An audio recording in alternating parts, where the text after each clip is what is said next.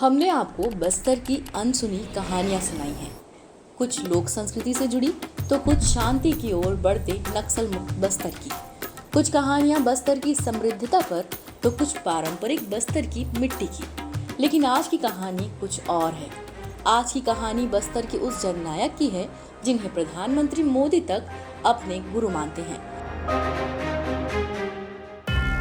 ये कहानी है बस्तर के उस बेटे की जिसने यहाँ की मिट्टी को राजनीतिक पृष्ठभूमि पर उतारा और नए बस्तर की नींव रखी। एक ऐसा नाम जो आज भी बस्तर की माटी में रचा बसा है, बलिराम कश्यप। राजनीति में कई चेहरे आते हैं, लेकिन उनमें से कुछ ही मिसाल बन पाते हैं। बलिराम कश्यप सिर्फ एक नेता नहीं थे, वो बस्तर के विश्वास, बस्तर की आवाज और बस्तर की आत्मा बनकर उभरे। 1936 में जन्मे बलिराम कश्यप ने बस्तर की धूल धूप में आंखें खोली। बस्तर की संस्कृति, उसकी पीड़ा और उसकी गरिमा को उन्होंने बचपन से जिया। सरकारी नौकरी मिली, लेकिन दिल तो जनसंघ की विचारधारा से प्रेरित था और यही वजह थी कि उन्होंने सरकारी नौकरी छोड़कर एक नई राह चुनी, सेवा और संघर्ष की राह। 1972 में वो पहली बार विधायक बने। तब छत्तीसगढ़ नहीं, मध्य प्रदेश था, यानी कि अविभाजित छत्तीसगढ़। ऐसा कहा जाता है कि उस दौर में बस्तर काफी उपेक्षित था। शिक्षा, रोजगार, सरकारी सुविधाओं की पहुंच बस्तर तक न के बराबर थी। राजनीति में आते ही बलिराम कश्यप तब की उपेक्षित बस्तर की पहचान को कायम करने की कोशिशों में लग गए। उन्होंने हर वो लड़ाई लड़ी जो बस्तर की जनता के लिए जरूरी थी। 1977 में बलिराम कश्यप राज्य मंत्री बने और बाद में आदिवासी कल्याण विभाग की जिम्मेदारी भी उन्होंने संभाली। बलिराम कश्यप वैसे तो बस्तर की आवाज थे, लेकिन जब वो दिल्ली पहुंचे तब उनकी हुंकार को ठीक से सुनी गई। लोकसभा में बस्तर की आवाज बने बलिराम कश्यप। 1998 से 2011 तक लगातार लोकसभा के सदस्य रहे।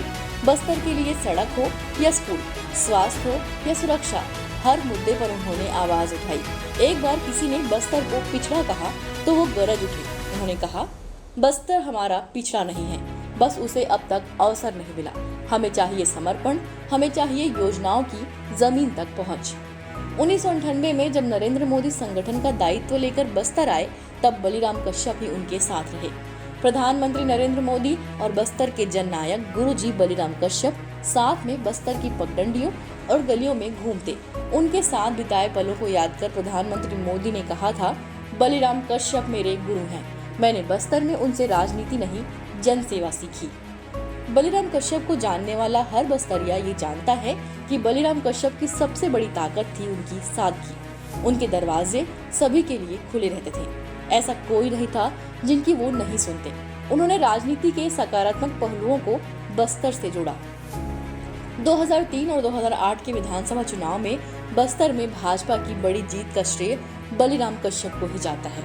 उनकी अगुवाई में 2003 में 12 में से 9 सीटें, 2008 में 11 सीटें उनके प्रभाव की गवाही हैं। लेकिन कहते हैं ना, फलदार वृक्ष एक दिन अपनी जड़ें छोड़कर अपनी विरासत दे जाता है। 2011 में बलिराम कश्यप का निधन हो गया और बस्तर ने अपना एक सच्चा सपूत खो दिया। आज उनके बेटे केदार कश्यप उनकी राजनीतिक विरासत को आगे बढ़ा रहे हैं। उनके नाम पर बस्तर में मेडिकल कॉलेज है, जहां बस्तर के आदिवासी बच्चे नई पीढ़ी के लिए तैयार हो रहे हैं। बलिराम कश्यप ने जो रास्ता दिखाया, वो सिर्फ बस्तर के लिए नहीं, पूरे भारत के लिए भी एक उदाहरण है कि राजनीति सेवा का नाम है और असली नेतृत्व जनता के बीच पलता है। क्या आपको पता है बस्तर की किस जगह पर स्वर्गीय बलिराम कश्यप मेडिकल कॉलेज है? अगर हाँ, तो हमें कमेंट कर जरूर बताएं। वीडियो को लाइक और शेयर करना ना भूलें।